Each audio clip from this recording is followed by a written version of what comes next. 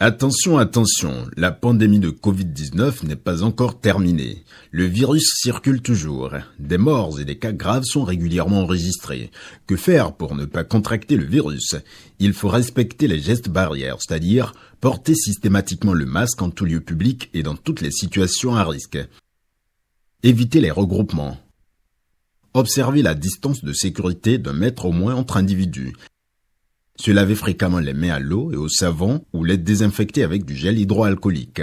Nettoyer régulièrement les surfaces ou objets avec lesquels les mains peuvent être en contact, à savoir table, téléphone portable, poignée de porte, volant ou guidon lorsqu'on n'est pas seul à conduire les véhicules ou que les objets sont manipulés par plusieurs utilisateurs. Pour tout savoir sur l'épidémie du coronavirus au Bénin, rendez-vous sur le site web www.gouv.bj/coronavirus.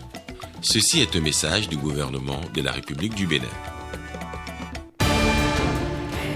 Deuxième jour de campagne électorale, les candidats sont toujours à la conquête de l'électorat, constat dans ce journal.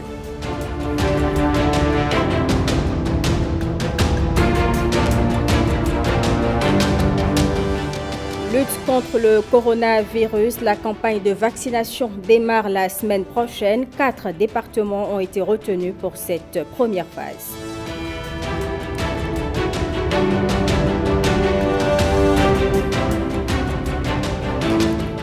Gestion des ordures dans le Grand Nokoué, la société de gestion des déchets et de la salubrité a réceptionné 92 nouveaux camions bennes. Les détails dans ce journal.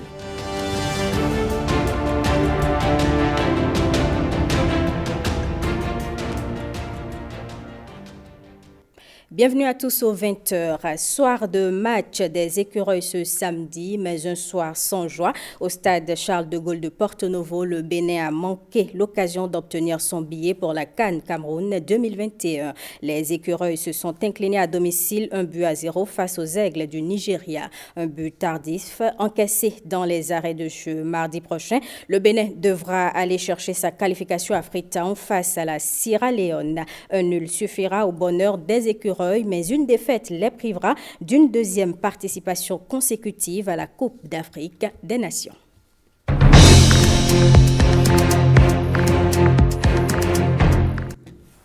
Après le Palais des Congrès, le duo Talon Talata est allé à la rencontre des Cotonois d'Akpakpa et de Gbegame, occasion pour les populations d'exprimer toute leur admiration en ce qui concerne la mise en œuvre du PAG. Compte rendu.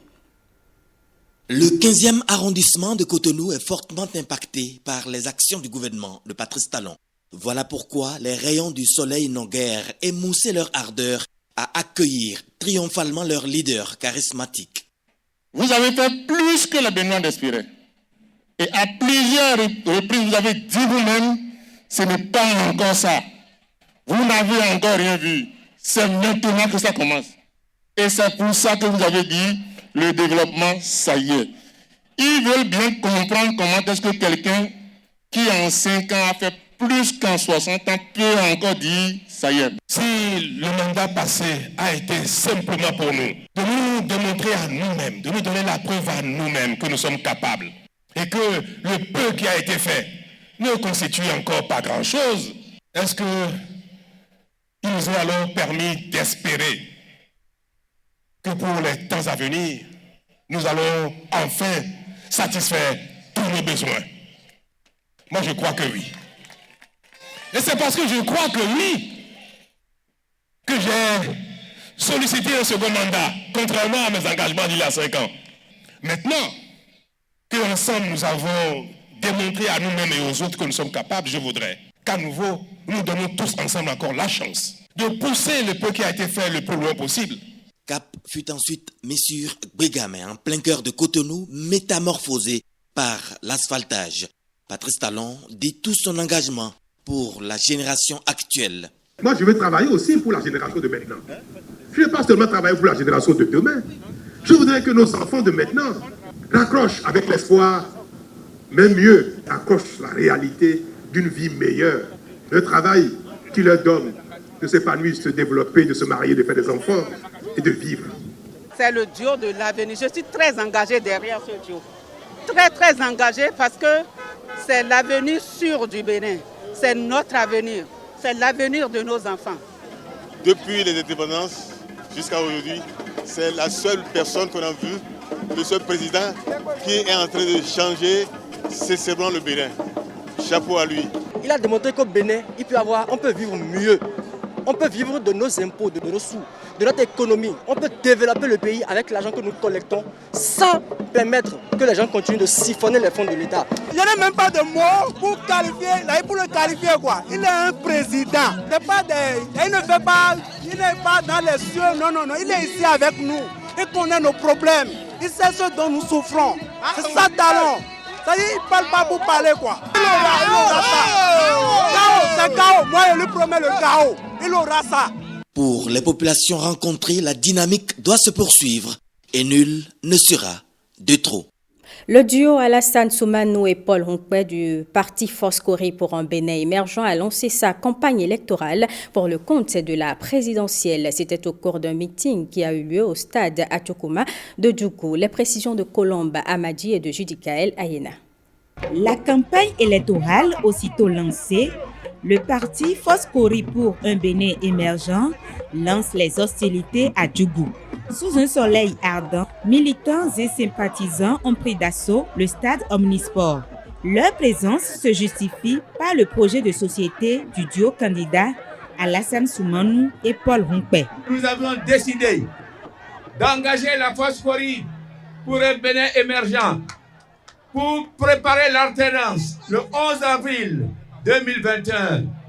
Oui, j'ai pris l'engagement, moi, Soumanou Alassane, de représenter le parti, pour défendre le parti, pour prendre le pouvoir, pour arracher le pouvoir. Nous avons sauvé la démocratie béninoise. Nous sommes venus au pouvoir parce que nous pouvons gouverner autrement. Nous voulons le pouvoir parce que nous avons la solution à vos différents problèmes. Moi, président de la République, la première décision à prendre, c'est la réconciliation nationale. Vous devez comprendre, en instant même où je vous parle, que le projet de société que la Foscori vous présente, c'est préparer le peuple à l'alternance démocratique en 2021. Il y a quelques jours, le duo Kori a déjà parcouru presque tout le Bénin. Mais il revient cette fois-ci pour convaincre leurs électeurs. Notre Kori est mystique.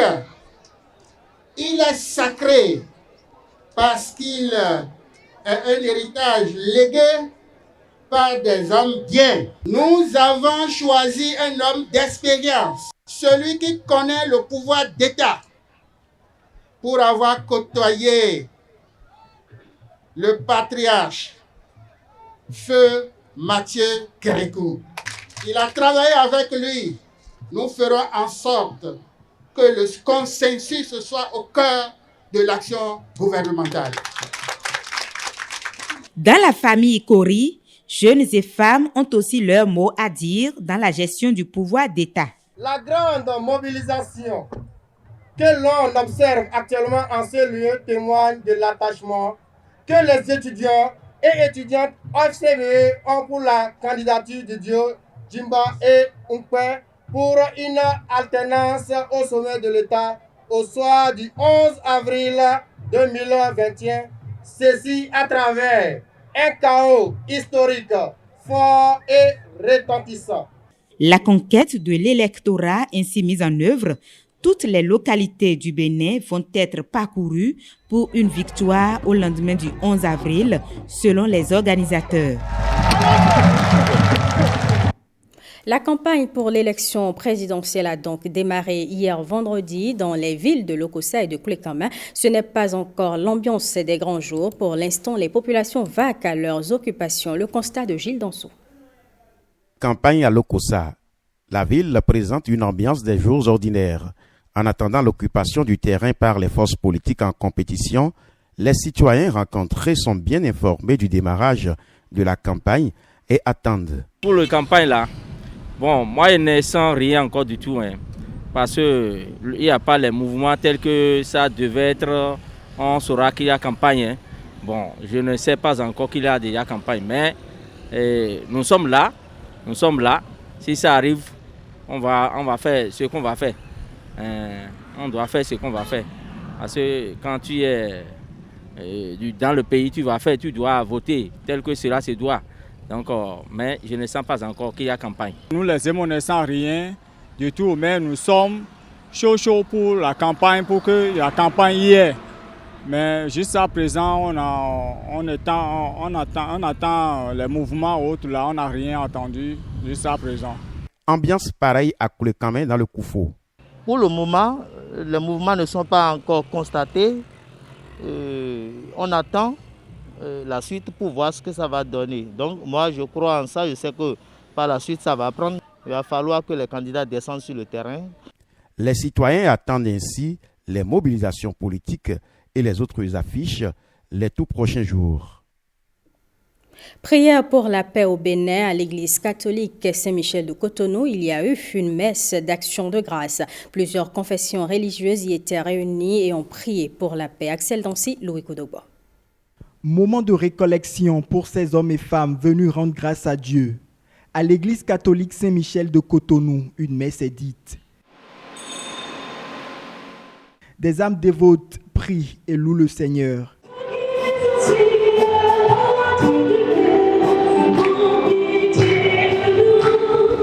Cette messe d'action de grâce dite par Monseigneur Roger Rongwedi est bien particulière.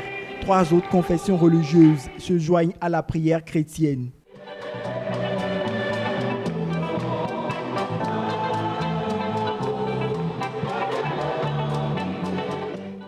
Ils prient pour la nation. Heureux les artisans de paix, ils seront appelés fils de Dieu.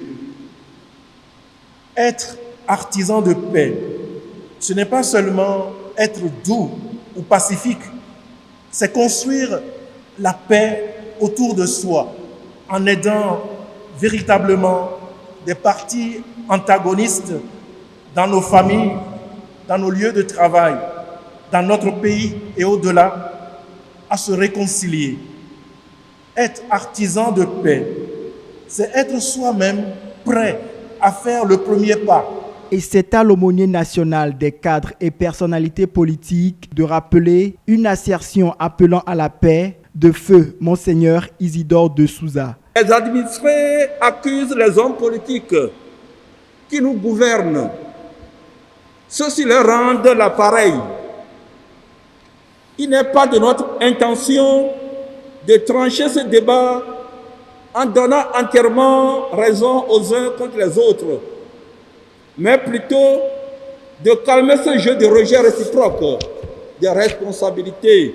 Aucun changement de personne ou de système n'engendrera d'effet heureux, efficace, absolu, si chacun de nous, à sa place, dans l'exercice de ses responsabilités, si minimes soient-elles, et dans ses comportements, n'accepte pas de faire la même démarche que l'enfant prodigue.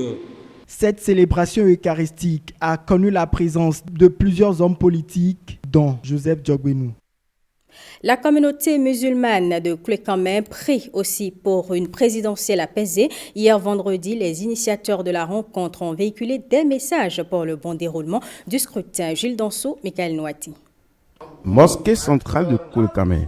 En ce vendredi, premier jour de campagne pour la présidentielle, l'heure est à la prière. Prière pour les élections pacifiques et sans violence. Les initiateurs rencontrent les fidèles musulmans pour leur passer le message d'acceptation de l'autre et de fraternité. Ça a commencé par une prière à la mosquée et maintenant on est à la phase de la sensibilisation. Nous avons invité les populations de Koulekame, sinon même de Koufo, les gens sont venus d'un peu partout pour prêcher la paix. C'est pour prêcher la paix. En ce début, n'est-ce pas, de campagne présidentielle, nous autres, nous aspirons à la paix. Donc nous avons trouvé juste d'inviter les nôtres et de leur parler de la paix. Si j'ai commencé par la communauté musulmane, c'est parce que c'est une communauté de paix. Et quand on parle de l'islam, c'est la paix. La paix de Koulekame, c'est la paix et rien que la paix. Nous avions appelé toute la population de Koulekame à prendre le 11 avril comme une journée festive où c'est en fait en jouissance que nous allons voter, aller en paix et que le soir, la victoire soit célébrée par tout le monde, afin que la campagne et les élections se passent dans de très bonnes conditions. Une campagne apaisée, sans violence, tel est le principal message véhiculé. Le réseau des femmes africaines francophones pour l'atteinte des ODD a organisé un atelier de sensibilisation à la paix en période électorale. Je vous propose d'écouter un extrait du discours de la vice-modératrice du réseau au micro de Fifame Salomé Atadedi et de Junis Setondji. L'organisation de l'atelier résulte d'un constat général du fait qu'en période électorale, les violences sont sous toutes ses formes. Il y a la violence verbale, physique, psychologique, structurelle qui s'observe. Bien souvent en ces périodes, les jeunes sont manipulés par les politiciens pour générer de la violence dans le but de tacler ou affaiblir un adversaire politique afin de se faire élire. S'il y a une chose dont notre monde semble avoir besoin, surtout en cette période sensible, c'est bien de la paix. Nous nous réjouissons du fait que le processus électoral suive son cours et que les entités à charge de son organisation œuvrent autant qu'elles peuvent pour une élection apaisée. Par le biais de cette rencontre, il s'agira d'outiller les participants afin qu'ils soient les ambassadeurs de paix dans leurs localités respectives. Pour mémoire, 2020, c'est l'année de la naissance du REFAF-ODD en Afrique, dans la région du Congo démocratique. Et c'est également l'année de son implantation au Bénin.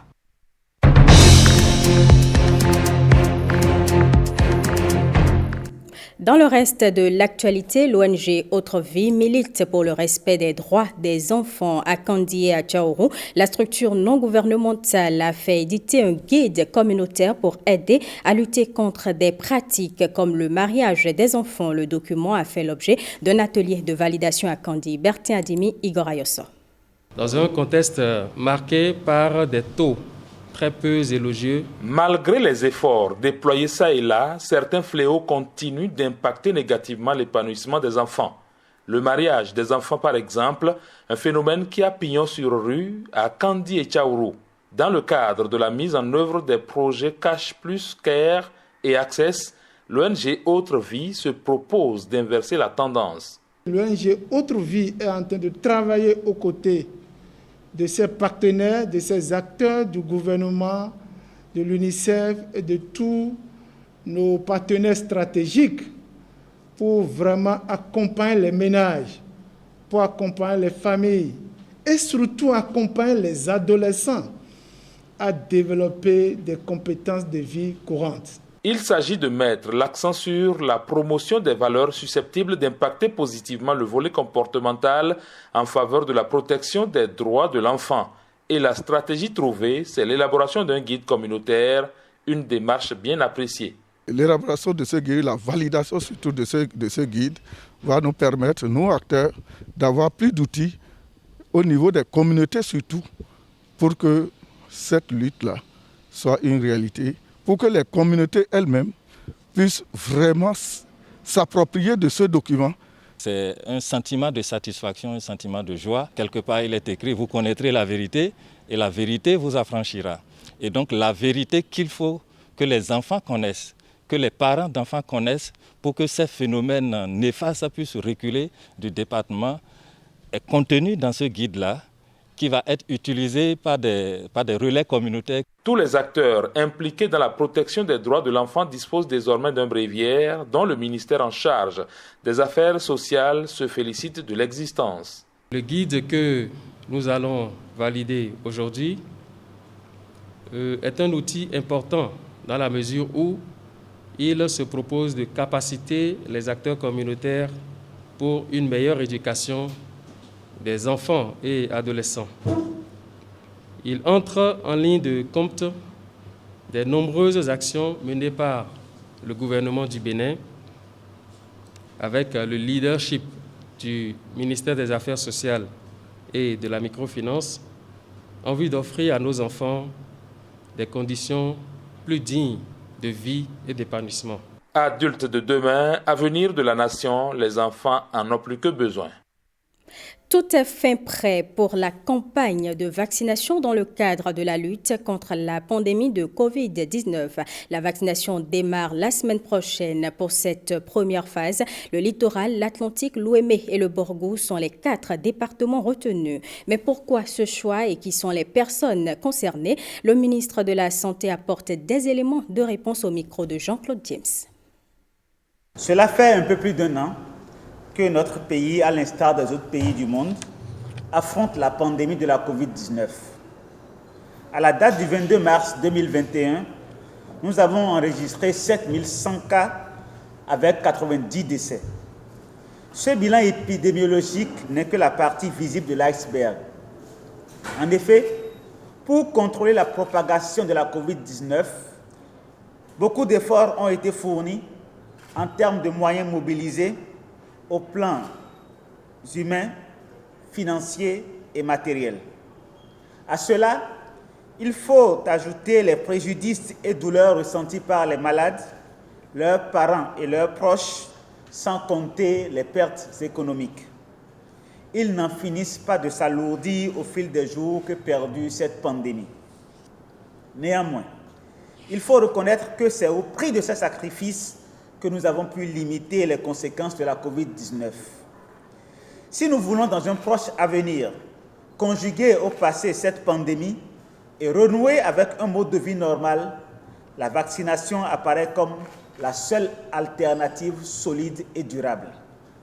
En effet, grâce aux prouesses scientifiques réalisées en quelques mois, l'arsenal thérapeutique mondial s'est étoffé de différents vaccins offrant des moyens de protection de la population contre les formes graves de la maladie et permettant ainsi d'en réduire la morbidité et la mortalité.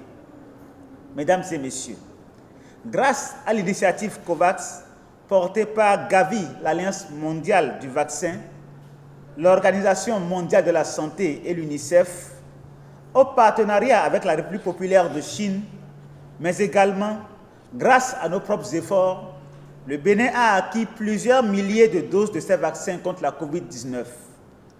Tous ces vaccins contre la Covid-19 retenus par le Bénin ont préalablement fait l'objet d'une étude minutieuse par les comités techniques compétents qui se sont assurés de la fiabilité des données d'efficacité, de qualité et de sécurité disponibles sur ces vaccins. Il est vrai qu'à la faveur des campagnes massives de vaccination qui s'observent à travers le monde entier, quelques manifestations indésirables apparues concomitamment à la vaccination ont été notées ci et là. Je tiens à rassurer la population que sur la base des vérifications faites par les autorités sanitaires internationales, notamment l'Organisation mondiale de la santé et l'Agence européenne du médicament, les avantages conférés par la vaccination sont largement supérieurs aux risques que l'on peut encourir.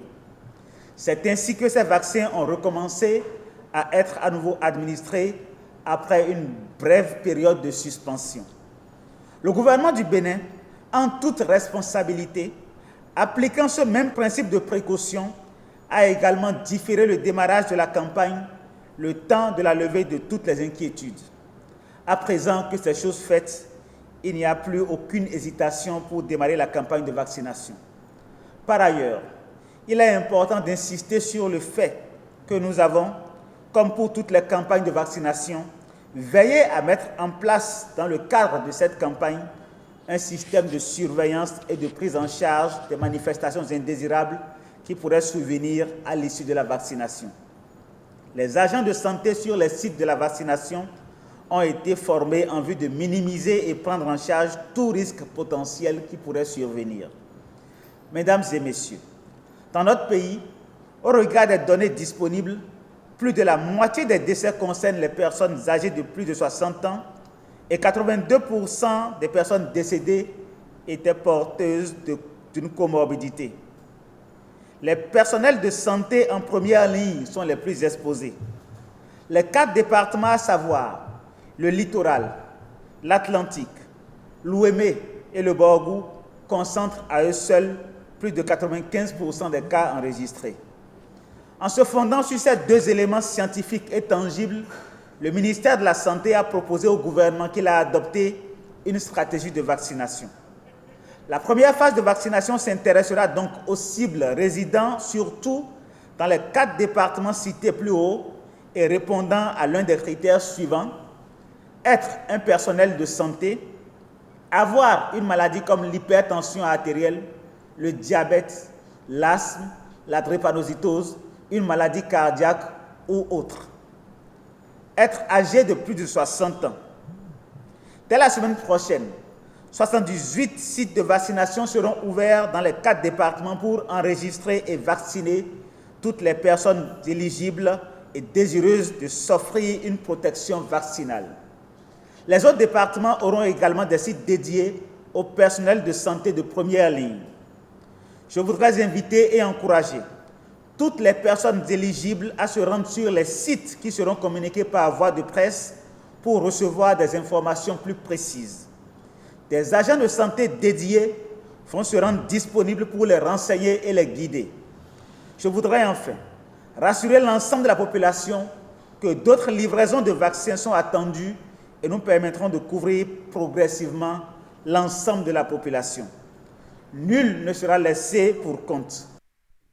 Bientôt plus de déchets dans nos grandes villes. Le pari du gouvernement qui met tous les moyens à disposition pour y parvenir. 92 camions bennes à ordures ont été acquis et remis à la Société de gestion des déchets et de la salubrité dans le Grand Nokoué. Herman Rodrigue Megan, Jules Akwego. Le vrombissement du moteur de ces camions va désormais rythmer le quotidien des Béninois. Dans la chasse contre les déchets, le gouvernement met à disposition de la structure OUIN pour cette mission 92 camions bennes à ordures. Un investissement de près de 8 milliards de francs CFA. Vous pouvez être pauvre, mais vous n'avez pas le droit d'être sale. C'est ce combat-là que nous menons. Et dans le contexte de la pandémie que nous traversons, je pense que nous avons encore plus d'exigences à avoir vis-à-vis de notre salubrité et vis-à-vis de notre propriété. Monsieur le directeur général, le chef de l'État compte sur vous, le gouvernement compte sur vous pour qu'il n'y ait pas de limite, dans le sacrifice que vous ferez pour rendre notre cadre de vie propre et salubre. La Société de gestion des déchets et de la salubrité du Grand Nokoué, qui a vu le jour en novembre 2018, se bat pour des villes propres. Elle a d'ailleurs réalisé des performances jadis et naguère jamais égalées.